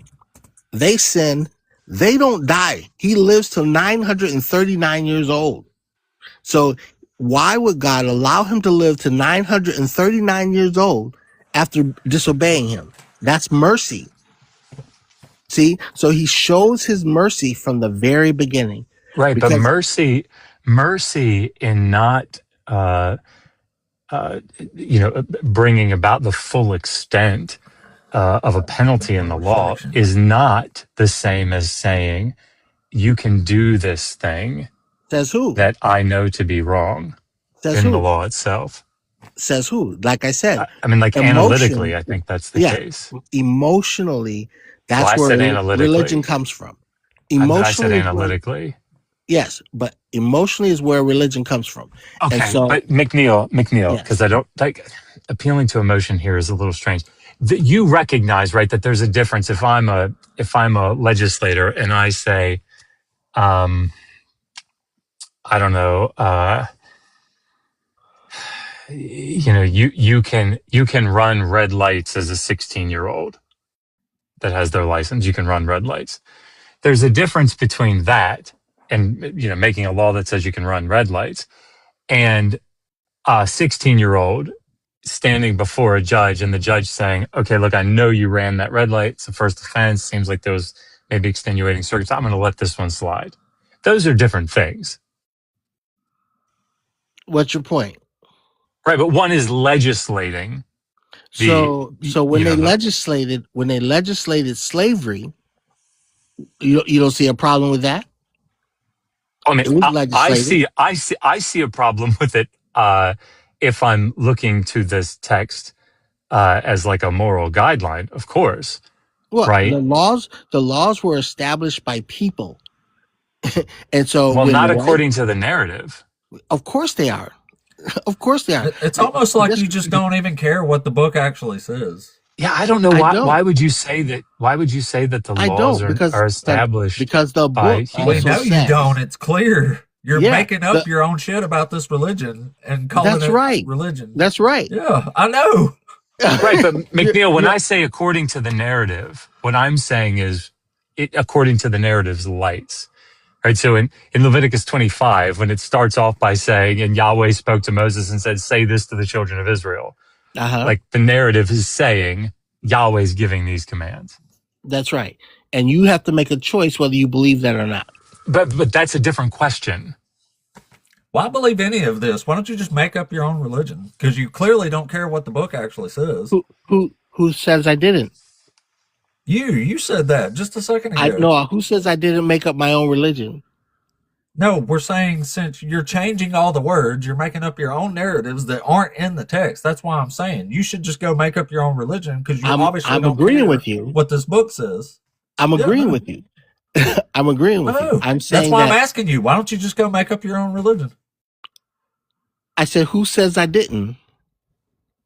Oh, just because someone hasn't. Well, you clearly. Just because someone hasn't given a title to what I believe, because somebody hasn't established a book, which I wrote a book, but my book has nothing to do with my religion, and yet it does. That makes so no I don't. sense. I don't say I don't think, because no if I don't man, just but come I out don't think and logic say is your something, thing. You seem incredibly emotionally driven, which is really absolutely, just bad. Absolutely. See, but understanding the difference between an emotion and a spirit is the key. Everybody leaving. Huh? Yeah. I don't think you do understand the difference. Oh, of course I do. Oh. What's the difference in emotion and religion? Because so far, your emotion seems to be your religion. Emotion is everyone's religion. Anyone who has some people actually care what the book says. Like, this is an authoritative text from God. Like, it's telling you what you need to do to get to this God, and you are completely blaspheming by changing all the words. I haven't changed any words. You've changed all the words. I've You've changed admitted none you've of the done words. that several times already. So now you're just seeming even crazier to me. I'm not changing the words. I'm doing what every religion does, which is analyze what's the text. Analyze the text. If you analyze the text... Okay, so where does the text say that God allowed laws that he doesn't consider moral himself? Because the stories themselves contain information that is not written out, not clearly just stated. God doesn't say... Well, where can I read a story that God allowed something that he didn't like to continue? He makes Adam and Eve, one woman, one man. He destroys the earth, and then he makes Noah and one wife, 3 sons, 1 wife. So those were him reestablishing the same thing. But then he allows David Where'd all the to other have like people come 5 from? wives. Where'd all the other people come from? Like, because when he went after the flood, when he remade, like, or no, not that one. When Adam and Eve, who did their sons marry? Where'd those people come from? They married their sisters. No, sir. Okay, so biologically speaking, Abraham was married to his sister. Sir, biologically speaking, you cannot create the population of this earth from 2 genetic sources. And frankly, given the Bible story, it's actually 1 genetic source, and have incest for forever and come out with like normal people. Like, that's impossible. You need how many sources? The 5,500 rule. 55. There's the 5,500 rule. Have you heard about that?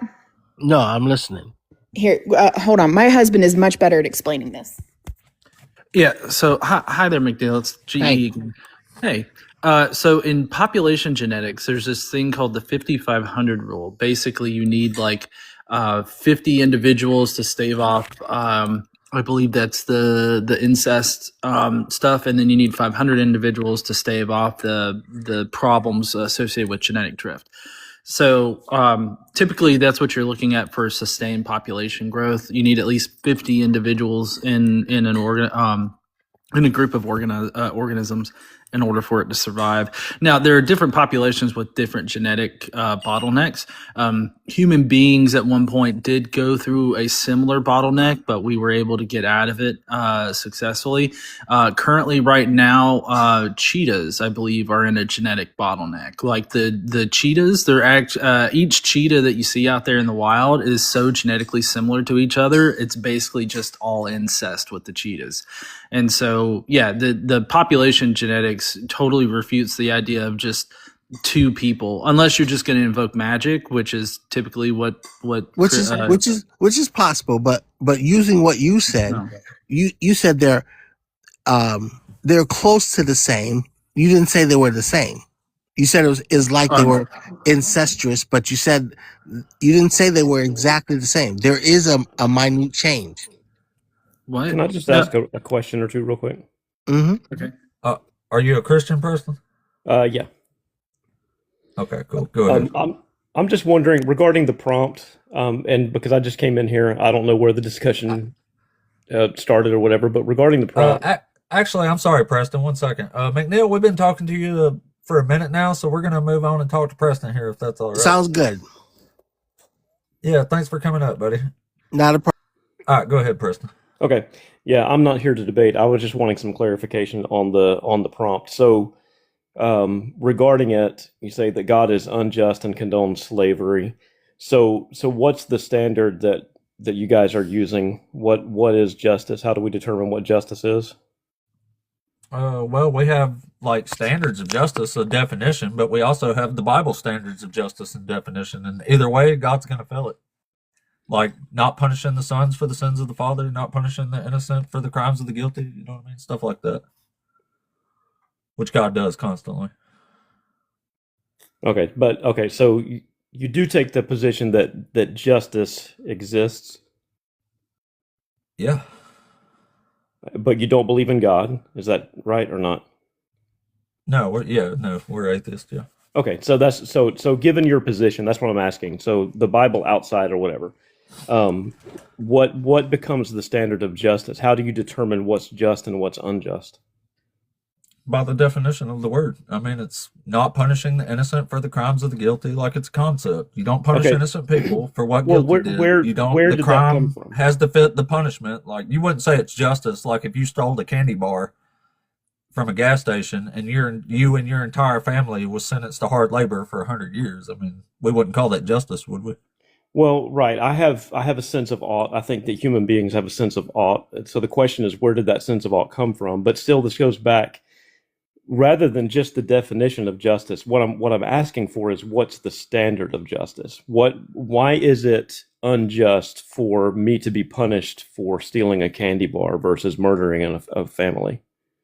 What makes that unjust? If we're just because you violated molecules, because we're a society and you violated someone else's right to something else. So the society becomes the standard. Is that what you're saying? Yeah, that's why every society has different standards of justice. Yeah. All right. So by what measurement of justice did the Nuremberg trials take place? Why were the Nazis punished for doing what they did if their society was okay with it? Their society they lost the war. Well, yeah, their society didn't punish them. Other societies did. Society wasn't okay with it. Well, their society was though. Their group was okay with it. Yeah, not all of them. Enough of them, but enough of them. So, well, I think that if you go back and you study the Nuremberg trials, you find that the standard of justice was above society. They said that there was some higher moral standard by which they were. We, humanity, across the world, determined what that standard was going to be. We decided as a human society that was wrong. And punish them for it. Well, so let me dig down a little bit deeper and just ask this question. So, if it's the case that we're just molecules in motion, nothing more, that's all that we are. This sounds a lot like Frank Turek. Well, no, I don't. Yeah, I'm not Frank Turek. I don't. Oh, I mean, I know you're not Frank Turek. Just saying. No. I know. But I'm not. Maybe I'm not sure what his arguments are. I know who he is, but I don't know what his arguments are. Molecules in motion. You're basically making it so. What's the difference between stepping on a cockroach or slamming a baby's head up against a wall? What's the difference? Are you fucking joking right now? You need that question answered? Well, yeah. I mean, if we're just molecules in motion, if all we are is matter, we're nothing more. Why does that matter? It depends on who you're asking. If you're asking nature that question, nature don't give a shit. Nature unalives without cause. But we, Okay. as humans, have these emotions, and we know these things are wrong because we have to live in a society with other people that we don't want to be stolen from and such, right? So, hey, Preston, this is Yeah. I'm John now. I'm Hey, John. I'm Casey's husband. I'm just kind of I'm wondering if we can, because you've been analyzing the secular case for it, but I want to turn it a little bit back on you since we've been focusing on the secular one for a little bit. Now, it's my understanding, and correct me if I'm wrong, I'm trying to steel man here. Under the Christian paradigm, there literally is no difference between smashing a baby's head into a wall and, well, stepping on a cockroach wouldn't be a sin, and stealing a candy bar. For God, those two things are the exact same. So how do you make the same determination? Well, yeah, but you guys haven't answered. I'm fine with that. I'm fine with going back on me, but let's can we follow through? Because things got really emotional there for a second, which I think is kind of interesting. So I believe that it does. Why do we have these kinds of emotions? Because we have societies and we have these emotions. So if society as a whole decided that that was okay, would that be okay? That's what you're arguing? To that society, it would. I would think no. So I would think actually the natural evolution of societies would actually rule that out, because like to produce like a happy, healthy society that's actually going to like survive and thrive, you're not going to have this like weird asymmetry between smashing a baby's head into a wall and like a cockroach stepping on a cockroach, right? So like just by the natural evolution of societies, would get weeded out. Like that entire thing would not produce a society that would actually survive. Okay, so the standard. So I think that maybe you just kind of described it or defined it, maybe. And listen, I'm just thinking out loud here, so don't. I'm not trying to pin you guys. I'm just asking questions. So I think that maybe you just described what the standard is, and the standard is survival. Whatever allows or enables the particular species to survive is what becomes the standard. So for me at least, it's secular humanism, which focuses on the human race in general, but also sentient beings in general. And so whatever produces, that reduces harm is going to produce the best societies, the best civilizations and everything like that, where people can survive and thrive. Okay, so humans are at the top of the food chain here? No, I said other sentient beings. So it's not yeah. necessarily that we're at the top, but we are as far as we can tell, we are the ones with the most the most ability to like control our environment or the environment, right? We exert the most control over it. That doesn't mean that we're at the top. Like it really kind of depends on the environment. Like we're not at the top of the environment, like in the middle of the ocean, right? Yeah. Okay, so if it became, and I'm not trying to, I hate hypotheticals, but I do want to give a hypothetical, even though I don't like them. So if it were that's what you were doing before. You were saying if a society decided to bash a bunch of babies' brains out, that would be good. That's why I answered yes. I'm saying if they decided that, it would, but it's not realistic. He's right. They wouldn't survive like that. That never happens. So it's not even an actual. Well, no. I'm trying to get. I'm just trying to drill down to what becomes the standard. How do we arrive at a standard? That's what I'm trying to figure out. Because again, if this is strictly materialistic, if we're talking about materialism, and then what did you say your name was, Casey's husband? John. Okay, yeah, John. So you brought up humanism. Okay, so in that sense, you would say whatever benefits the human race and other sentient creatures. Okay, well that's what I was wondering. If it came between a human being and an animal, if an animal is attacking a human being, you're okay with destroying the animal. Well, I mean, if there's a human being that's going to attack another human being, I mean, I don't think that you necessarily need to like destroy, but like pacify and otherwise do it. Like if it turns into a situation where that's the only option, then I don't have any remorse about that. But I do think that there are other options. Like if you have a cougar that's going to be attacking like somebody on the road, I mean, if you have the ability to trank it or something like that, or incapacitate in any other way, I would probably rather do that than unalive it, right?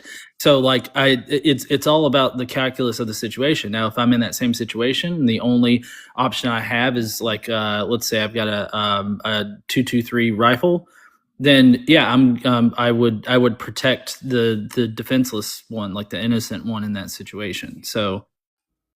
And so if it's the other way around, so if it's a hunter, for example, going after a species that's endangered, you would do what you could to stop the human being. That would be justice. Well, I think that there are definitely other ways to incapacitate them, even if I only have a gun. Like you could shoot him in the leg or something like that. But yeah, I mean, if he's out there and he's hunting like an endangered species or something, then yeah, I would do my best to stop him. Okay.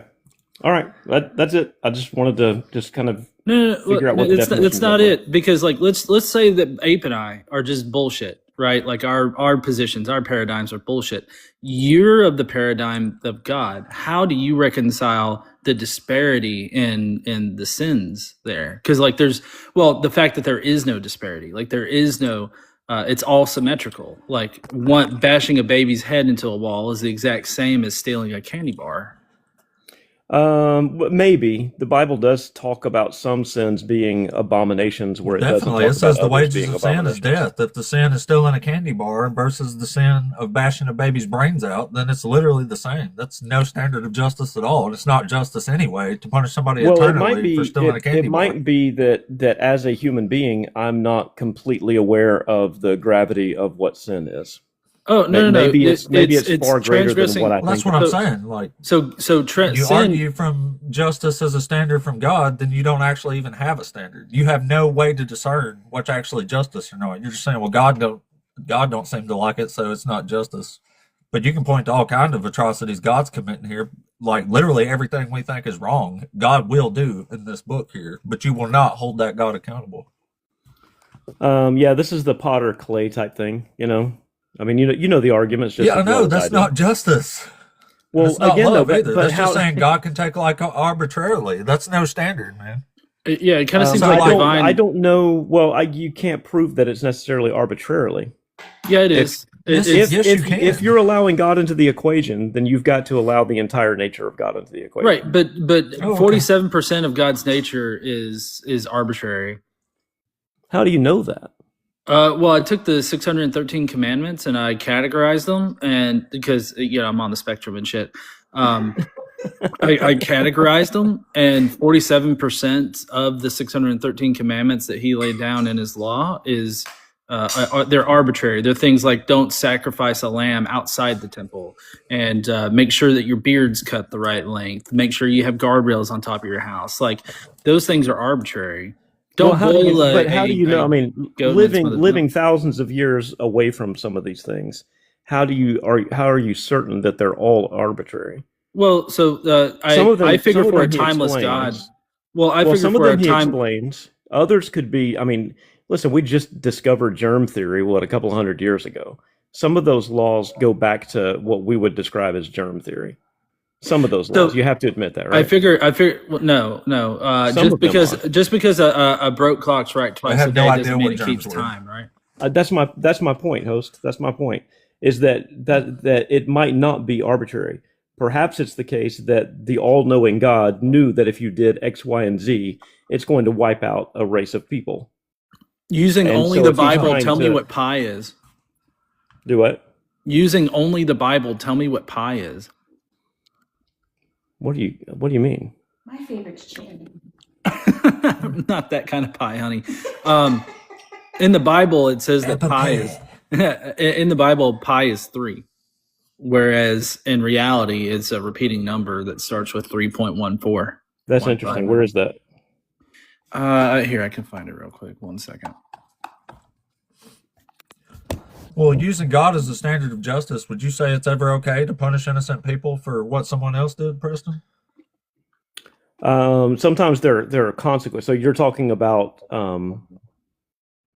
I'm talking about punishing innocent people for what someone else did. Is that ever considered justice, or is that considered injustice? Well, I don't know. It depends on maybe some things that I'm not aware of. Give me an example. Just demonstrated that you don't actually have a standard of justice. If you can't even simply say that punishing innocent people is injustice, clarification. I'm asking for clarification. Give me the example. Right. So it's in 1 Kings 7:23. Okay. Of course, I'm reading from King James. That's just the link that pulled up initially. It says, and he made a molten sea, 10 cubits from one brim to the other. It was round all about, and his height was 5 cubits, and a line of 30 cubits did encompass it round about. Now, if you do the math on this particular thing, it comes to 3 as being pi, as opposed to 3.14. So technically, it wouldn't have been the full 30 cubits that it would have been there. It would have been like 31.5. Stop. You're close enough. What? 30. It would be 31 and a half cubits, not 30 cubits. You say you're on the spectrum? Yeah. No, that's cool. I've got a son with autism. I think this is great. Yeah, that's great. I'll study that. I've not looked into that before, honestly. Do we know what a cubit was exactly? Yeah. I mean, I don't know what it is right now, but I can Precisely. look it up. I think that we're not real positive what it was precisely. But anyway, all right. All right. So going back to host, you posed something. What was it? Yeah, so justice is getting what you deserve. Would you agree with that? Acting in the interest of fairness. Everybody gets the same punishment for the same crimes. The innocent should never be punished for the crimes of the guilty. Is that justice? Yeah, but I also believe in consequences. So, I mean, that has to be factored in. So that's what I was wondering about. So what type of consequence would make it justified to unalive innocent people for what someone else did? If I know the end from the beginning, if I know that this is not going to work out in the way that all things need to be planned, could there be justice involved in that? No. No? I'll give you an example. Here, let's Well, give okay, a if you could go more back in specific time. If you, example wait, then. wait. Say a man lit some incense, and God didn't like that. So God unalives his entire family for it, including the infant babies. Would that be justice or injustice?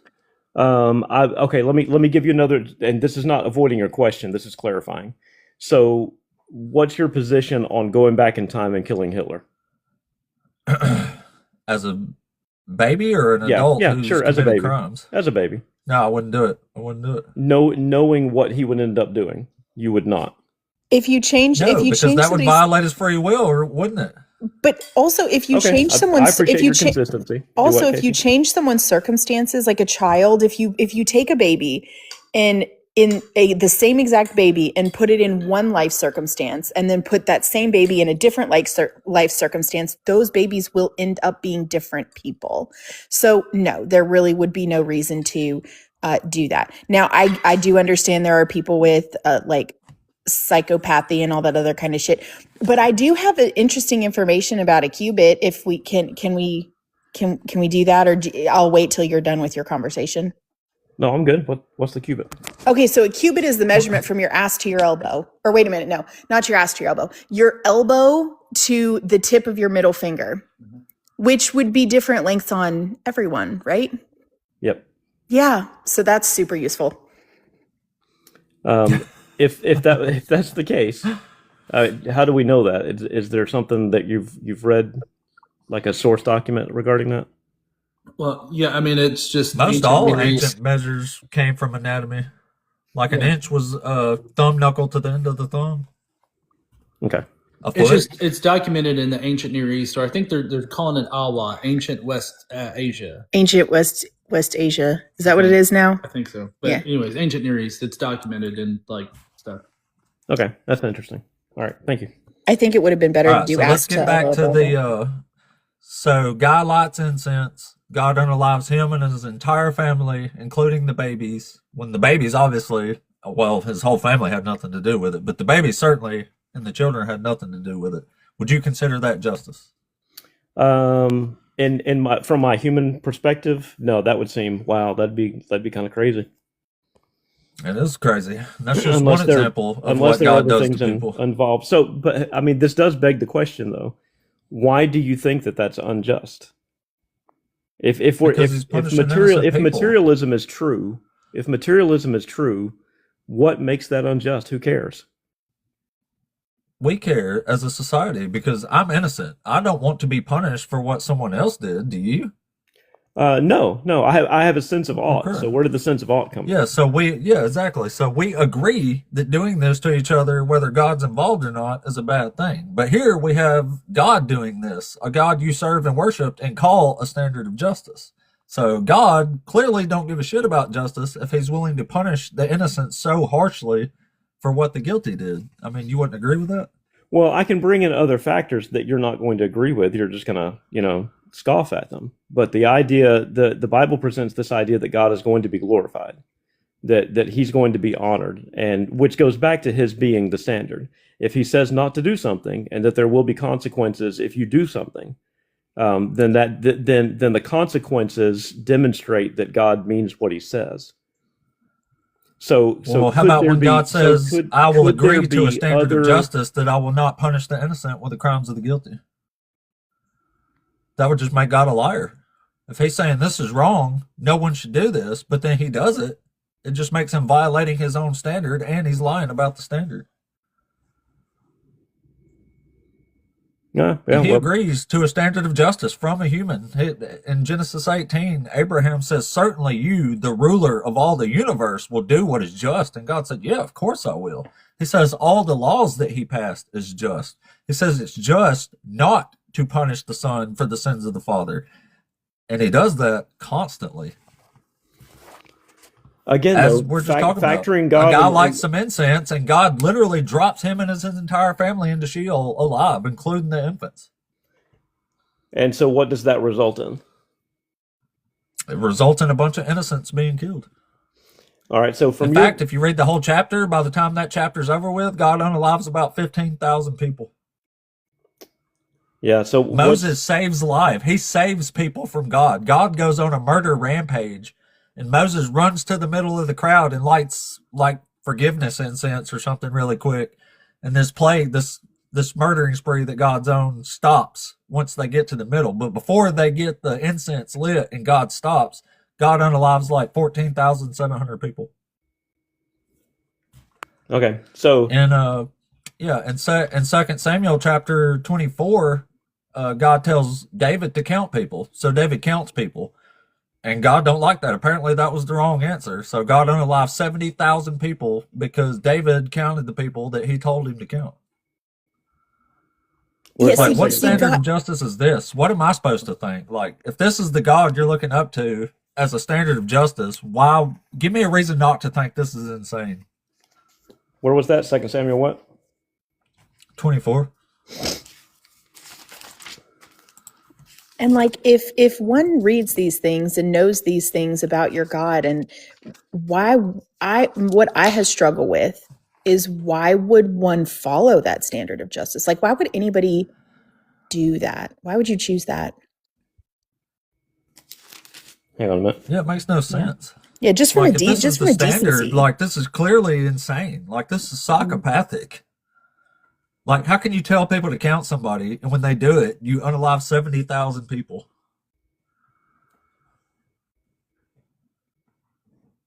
Also, in 2 Samuel 21, God has some kids impaled on a hill to release this famine. Saul's kids. Again, punishing the sons harshly for the sin of the father. Torture, suffering, being made on innocence. Were they innocent? Yeah, they were children, man. You'd have to demonstrate they did something wrong, or they did something against God's word. Like, you'd have to demonstrate they did that, because in the stories that we're talking about, generally it's the sins of someone else. If you can't demonstrate that the person being punished is not done something wrong, or it has done something wrong, Okay, because that's so not what it just says. okay. So, for example, and in some countries, I haven't seen news footage of this lately, but I remember growing up and seeing footage of very young children. It was probably Iraq. I'm not sure, but young children throwing Molotov cocktails at soldiers and so forth. What happens when a one generation teaches another generation that kind of hate and Well, I guess that mentality passes on that mentality. That's beside the point. No. It, It's not. It's an it illustration of. absolutely is. It Yes, it absolutely. is. You're diverting now. No. We're talking about I'm giving passages an where God illustration. specifically punishes innocent people. My point is that maybe the innocent people are not necessarily innocent, or he knows what the future holds. Again, if But God you knows can't the end demonstrate that from they the aren't. beginning, You if can't he knows demonstrate the that they end, aren't. There's well, I nothing can in the give you an story. illustration. There's I give you an nothing in the illustration. story. There is nothing in those stories that tells us that those people are being punished for their own sins. Especially infants. He's bashing infants' brains out. Infants. What do you think? They can't even hold their head up. You don't think they throw a Molotov cocktail, do you? Well, no, that's what I was asking. That's why I was asking for the reference. I'm not there yet. So, okay. I was going to give an illustration of Agag, of King Agag. You remember that guy Yeah. that Samuel hacked in pieces after God had commanded for the Amalekites to be utterly destroyed. Yeah. So if you fast including forward, infants. yeah. If you fast forward to the book of Esther, you see a descendant of Agag seeking to exterminate the Jewish race. Mm-hmm. All right, And can you blame again, him? This do what? And can you? So you think because Yeah. that person existed that it was morally right and just for them to unalive everyone, including the babies, except the virgin girls, because they take them as their war sex slaves. Oh, you're reading into the. I know that text. You're reading into that. It No, just I'm says not. you keep them alive. No, it says nothing about sex slaves. Okay. So explain to me, please, why keep only the virgin girls? What else could that possibly mean or be for? Not to mention it says keep them for yourselves. Keep them for yourselves. And then later, later in the text, it literally is God telling them to split the spoils of war, including the women, up for themselves. So that's exactly what they're for. And despite the fact that you want to get out of it, you can't. I'm just saying, don't read into it. It's not reading into it. Don't read into it. It's in there. It says it. When God presents the rules of warfare, it even says it's so cringe, it's ridiculous. It says, suppose you see among these captives a beautiful woman who you desire. Like, you can't tell me that that's not suggesting they're going to have sex with them. Okay, can I get back to Agag for a second to illustrate my point?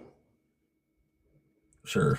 Okay. So what's the thrust of the Bible? What's the whole point of bringing about the Hebrew serve God race? or he'll impale your children on a hill? No, man, be serious. Give me the theme of the book. I am being serious. No, Dead give me serious. the theme. That's of why the, I left this ridiculous religion. Give me the because theme of God the is a book. narcissist, and anytime somebody don't serve God, then he does horrible, horrible things to people. Who's the one getting emotional now? I'm asking you a question. What is the general theme of the whole book? That's it. To obey God. If there is one theme. The entire theme was to bring about the seed line so that the seed could come into the world and redeem the world. Weird. No, that's according to the New Testament. The Bible as a whole. So Genesis 3:15, Genesis 12, Genesis 15. Everything's pointing forward to a promised seed that would redeem the world, not just be one that's going to reign over his people. Do it. Well, it depends on what you're reading then, because God clearly says in the Old Testament, only he can save the world. It's not a seed, it's him. Only he can redeem you. Right. God comes in the flesh. That's the whole theme. That's in the New Testament, not in the That's whole not theme. the That's whole one theme. testament. Like, this is your silly interpretation, and you've cut out a bunch of shit just to decide that this is what it's about. I mean, it's great that this is your thesis, but like, this is not accurate to reality, sir. So, okay, so the Bible as a whole, you're saying is a book that does not have a particular theme. No, he literally gave you if a I don't theme. understand the theme or the purpose of the book, then He I told you suppose that what I it would come was. to the If conclusions there from He is a told you whole what it theme in the was. Bible, it's getting to God and pleasing God. This is a book about God. It's an authoritative religious text. It means you need to get to God, or you're on the side that's going to be impaled on the hill. That's the whole Okay. point. Okay, guys. I appreciate the talk. I appreciate it. I really do. I did enjoy it. Yeah, same. We're glad you came up. All right, man. Thanks. But we hope you realize that you serve a horrible, horrible God, and you reconsider your position because you don't have a standard of justice. Neither Okay. does your God. Okay. Can you tell us what your standard of justice is before you go then? No, man. We're just going to go in circles. I know you can't. You don't have one, do you? God is the standard of justice. A horrible, disgusting, sure. ridiculously immoral, unethical God. Congratulations. Well, he knew that wasn't going to work based on the stories we just read. So I couldn't let him go without a had to jab it in there, didn't you? a cook. Yeah, exactly. We had to nail the point there. Damn it. Oh my God. And we got a restriction while we were talking to McNeil for some reason. Oh, We've McNeil. been restricted ever since. Yeah. Well, it wasn't. I don't think it was anything anybody said. We was just having a regular conversation. But y'all know how it is. I get restricted like literally for nothing now. I know. God, that happens to John too. I hate it when it happens like right at the beginning when you have said like 5 words and none of them were bad. Like that is always crazy to me.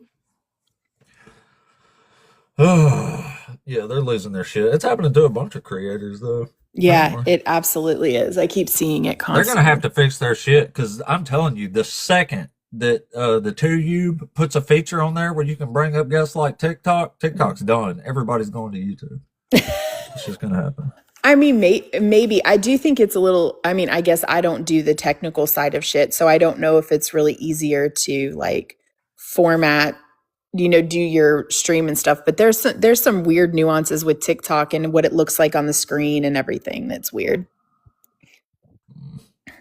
Yeah, I've actually built my own tool for the YouTube stream that I usually do whenever I dual stream. It actually puts the TikTok icon and username on the screen for me. So, I mean, you get the same experience in both locations. Oh yeah, I really need to get you to show me how to duel them one of these days. I couldn't figure it out even with research and shit. Yeah, I mean, it's going to take using TikTok Studio and OBS, but I mean, you can do it. Yeah, I've got the OBS and stuff. I just couldn't. I even watched a video for like 2 hours one day trying to figure out how to put them both on there, and I just couldn't. Oh my God, John can help you. We'll do it offline sometime. Yeah, please help me. Yeah. Sven, I love Sven. Sven said, "Is godless engineer speaking from the ether like God?" Yes. And not like God. You can't actually hear him. That ether is my living room. Damn. Well, all right, guys. I'm gonna jump off here, I should say. I don't know why I say things in the opposite sometimes. But I'm gonna jump off here and do work now. I will be back on tomorrow. I don't know if I could probably be about the same as today. I usually bust out a couple hours, but we're going to be jumping off now. We didn't have to do a reset this time, so that's awesome, even though we did have a restriction. It's kind of crazy because the audience keeps growing, and then I get restricted, and then it starts shrinking every time, man. Like, yeah. It would be nice to actually see what I can get to, considering they don't restrict me for nothing. Yeah, hey, and no degree, tomorrow, John's going to go live sometime tomorrow, I think. And if you want to come up and talk to him about Numbers 31, you straight out said he can't beat Numbers 31. So I'm sure he'd be happy to show you how. Godless engineer did not lose against you in a debate. No degree. Stop going to places and lying. Stop doing that. Ridiculous. His name's Matt, right? Ridiculous, Matt. Oh, you got a new argument now. Oh man, a new one. You got a new argument. John would love to hear that, I'm sure. If it's the implied consent. Damn, that's scary. Well, yeah, Degree, go debate John tomorrow on the Sabbath on his live there. Or come back later. But anyway, guys, much love to everybody. Thank you all for coming. Don't forget about the Rocket City Reason Conference this October. Get your tickets, rocketcityreason.com. Don't forget, Dr. Josh sells badass books. Y'all saw the man up here earlier. Look up Dr. Joshua Bowen, Bowen, and you can find some of his brilliant scholarly works all over the place, even on Audible if you like audiobooks. So that's pretty awesome. Other than that, we will catch you all later. Thanks so much for coming.